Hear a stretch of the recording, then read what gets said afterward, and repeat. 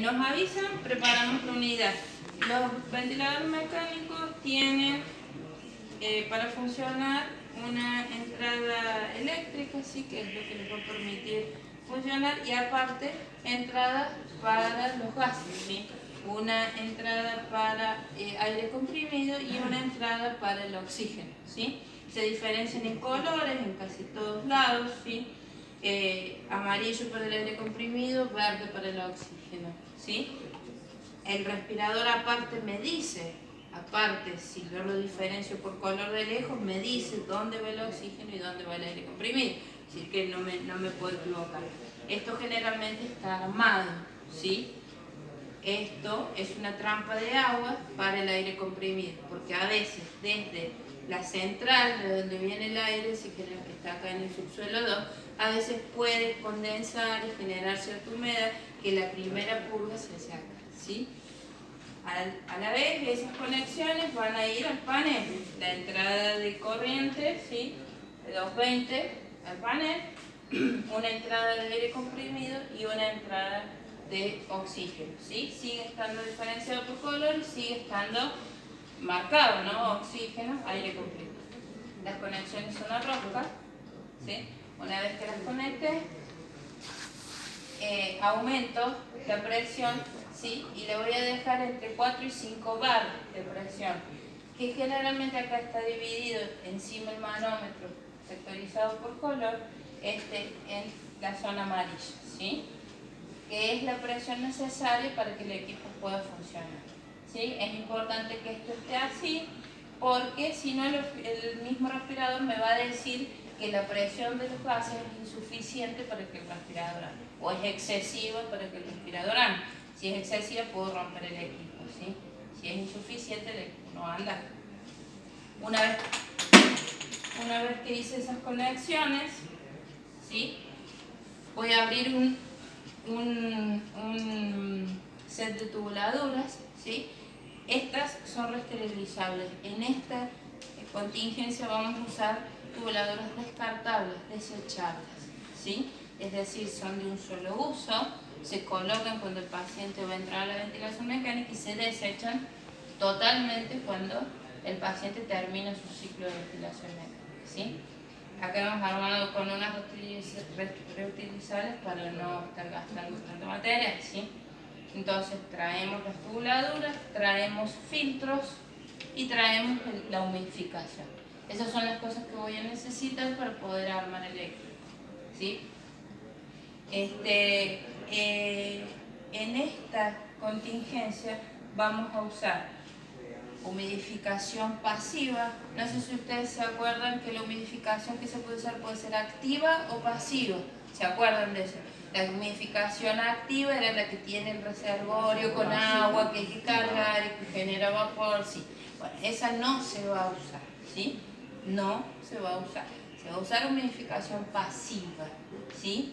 Este es un humidificador pasivo, ¿sí?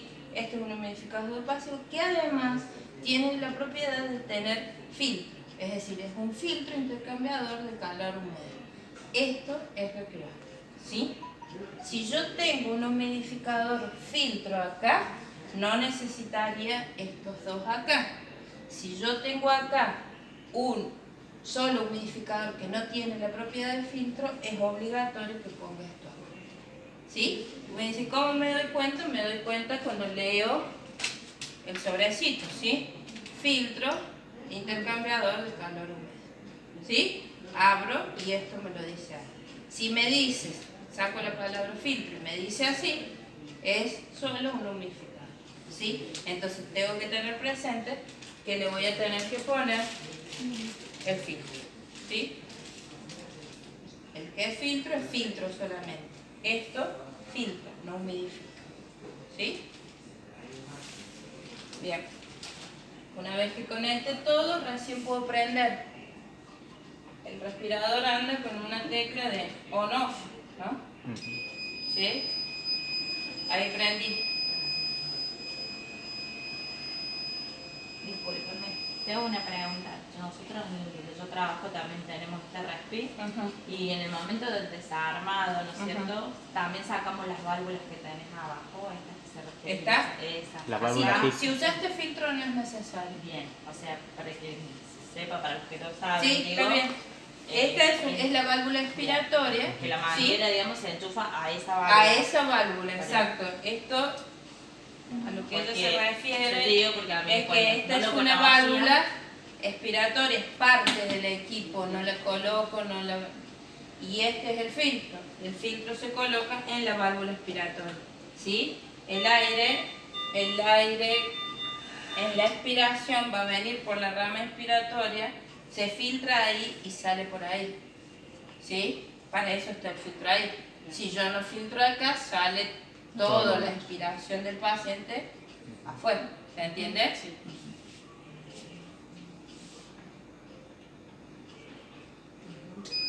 Pero en este caso con los pacientes de COVID, por ejemplo, sí o sí la válvula inspiratoria del respiro, digamos la válvula PIP, ¿siempre sí o sí queda o hay que cambiarla cada cierto tiempo? No, queda Bien. y usa filtro. Bien. Si llegas a ver que la válvula tiene condensación de humedad, agua, la podés llegar a cambiar, si no, no. Vale. El respirador, lo primero que me pregunta, este tipo de respirador, sí, me abre un menú sencillo y me dice que voy a ventilar, si un adulto o un pediátrico, ¿sí? El redondelito presionando es como el enter, por así decirlo, ¿sí? Entonces vamos a ventilar un adulto y me dice más o menos cuánto pesa, me pregunta cuál es el peso corporal ideal del paciente. En la mayoría de los casos no lo conocemos, si supongamos viene de la guardia, no lo conozco el paciente. Entonces vamos a suponer que el paciente pesa 80 kilos, supongamos, ¿sí? Suponemos. Y me pregunta con cuántos mililitros quiero ventilar a ese paciente. Con 6, 7, 8 mililitros kilo, ¿sí? Para esta programación inicial lo vamos a hacer entre 7 u 8 mililitros kilos, más o menos. Después el intensivista cambiará de acuerdo a lo que necesite este paciente. Vamos a ver que el paciente COVID generalmente va a necesitar mucho menos, ¿sí? Pero eso tiene que ver básicamente con la patología y lo que le está pasando al pulmón en ese momento. Cuando te demoras, te salta el modo de emergencia, por así decirlo, es decir, el respirador piensa, se está demorando mucho en programar, bueno, le mando una programación de emergencia para que salga del paso, ¿sí? Pero tiene todo fríamente calculado. Muy inteligente. Sí, muy inteligente, muy inteligente. Aparte es táctil. Pero bueno, que aparte es táctil por eso. Vamos a nuevo. Pregunten si hay dudas.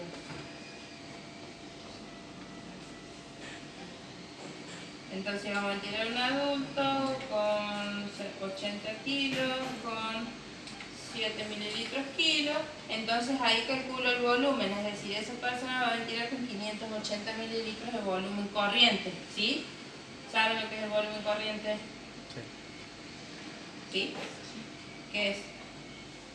La respiración normal. Es el volumen de aire que se mueve entre una inspiración y una expiración, ¿sí? Bueno, segunda cosa que me pregunta, ¿qué humidificación voy a usar? ¿Activa o pasiva? ¿Sí? ¿Activa o pasiva? Vamos a usar pasiva, entonces le damos OK. Me dice tape, ¿sí? Va a hacer una calibración del circuito y de las válvulas internas. Yo en este momento no tengo guantes, pero va con guantes, ¿sí? Entonces tapo bien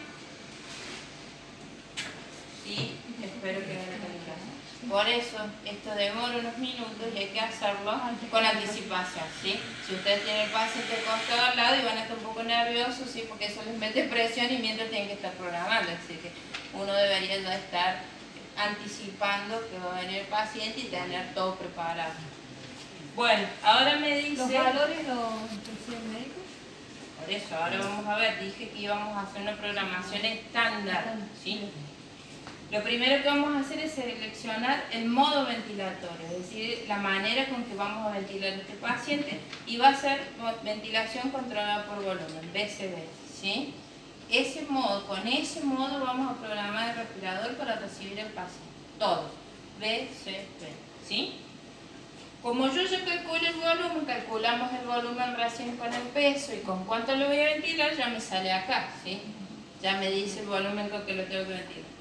Segunda cosa que me parece es el tiempo inspiratorio, ¿sí?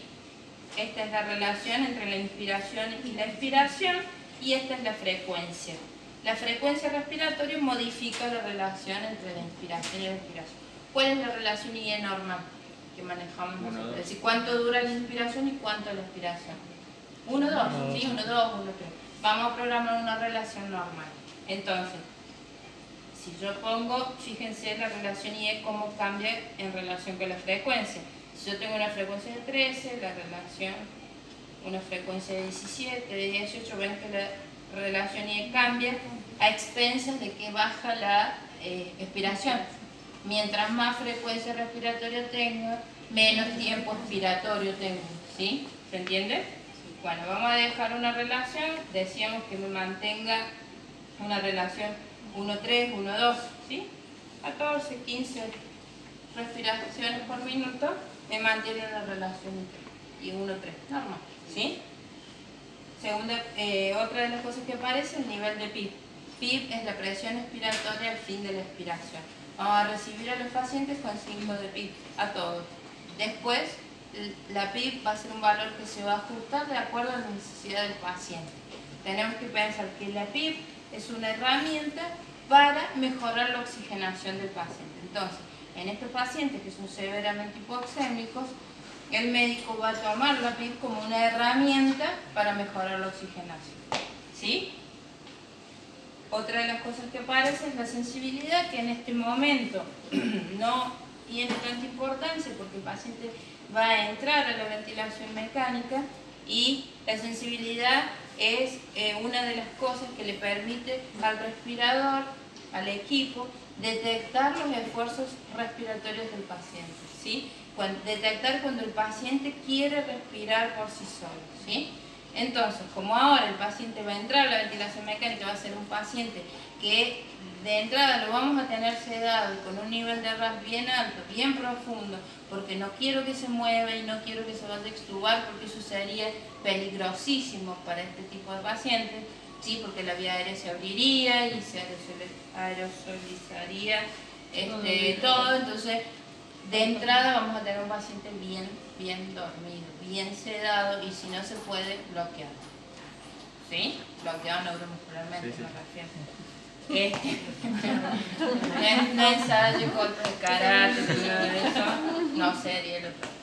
Entonces la sensibilidad ahora no me importaría por eso, ¿sí? Ahora, ¿cuándo me importa la sensibilidad? Cuando el paciente empieza a despertarse, empieza a mejorar y empieza a querer respirar, a hacer esfuerzos respiratorios del sol, ¿sí? Y después me queda la fracción inspirada de oxígeno, ¿sí? La FiO2. Normalmente, respirando aire ambiente, ¿cuánto es la FiO2? 0,21, ¿sí? En ventilación mecánica de 0,21 hacia arriba vamos a poder enriquecer el aire inspirado con oxígeno, ¿sí? Vamos a recibir al paciente con una FiO2 al 100. Es decir,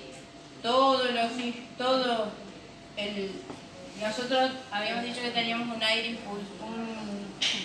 un gas impulsor y un gas que es enriquecedor, por así decir, que es el oxígeno, ¿sí?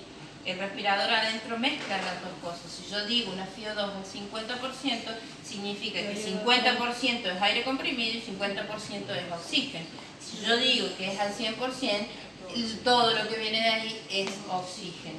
Lo vamos a recibir con una FiO2 al 100% los primeros minutos. Lo vamos a conectar, le vamos a poner el oxímetro y nos vamos a guiar por saturometría y vamos a buscar que ese paciente satura entre 92 y 96%. No más de 96 y en lo posible no menos de 92.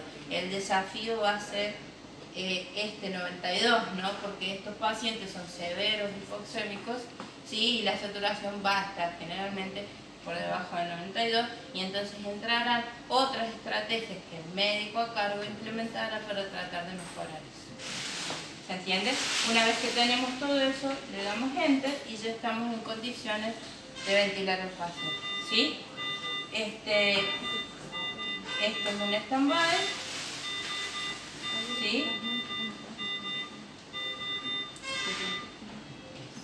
Ahí. y ahí está a la espera, digamos, ¿sí? Normalmente cuando abrimos los humidificadores yo siempre abro una puntita nomás, ¿sí? Y conecto y lo dejo acá adentro y queda ahí, ¿sí? Para que no se contamine. Estamos esperando al paciente. Viene el paciente, ¿sí? Acá los cuidados principales son, como les decía, la aerosolización, ¿sí? Ustedes vieron que una vez esto está estéril, era todo limpio, pero una vez que lo conecta el paciente ya está contaminado en la primera respiración. Y si yo por alguna de esas cuestiones desconecté o se desconecta accidentalmente, ustedes ven que el flujo de aire es importante. Entonces es como si el paciente me está tosiendo encima. Entonces yo tengo que tener extremadamente cuidado con esto, ¿sí? La recomendación es no abrir el circuito, es decir, no desconectar, no hacer desconexiones innecesarias. Por eso estos pacientes se van a manejar con sistema cerrado de expiración. Si necesito esperar al paciente, voy a utilizar sistema cerrado de expiración. En el momento que el paciente lo tengo en la cama, preparo el respi, conecto en ese mismo momento, pongo el sistema cerrado. Cierro el sistema y trato de que no, por ninguna causa, tenga que abrir el sistema. Si tuviera que abrir el sistema, porque supongamos, está el humidificador, todos saben lo que es un sistema cerrado, lo han visto. Bien, entonces, si yo tuviera que cambiar, supongamos, el humidificador se impactó de secreción, ¿sí? Se ensució, lo tengo que cambiar, tengo que abrir el sistema. Bueno, ustedes para eso deben usar equipo de protección grado 3, ¿sí? Con escafandra. Con escafandra, ¿sí?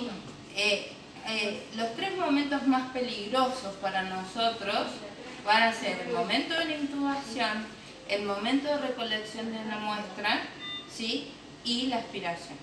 Esas 3 cosas son altamente, nos exponen en gran medida, ¿sí? O sea, estamos en riesgo. Para esas 3 cosas usamos equipo de protección grado 3. Sí o sí. Si no hay equipo de protección grado 3, no te puedes acercar al paciente, ¿sí? Y en esto tienen que ser muy firmes, ¿sí? Porque ustedes están sanos. El paciente que llegue a necesitar ventilación mecánica por COVID es un paciente que tiene una alta probabilidad de morir, altísima, ¿sí? Ustedes son sanos. Si ustedes no cumplen con las medidas de seguridad y no se cuidan, ustedes van a pasar en ese mismo momento de ser prestadores de servicios de salud a ser usuarios. Y ahí todavía colapsamos más el sistema. ¿Se dan cuenta? Entonces la primera prioridad es esto, hacer las cosas bien, y si no tengo equipo de protección, no hay. ¿Sí?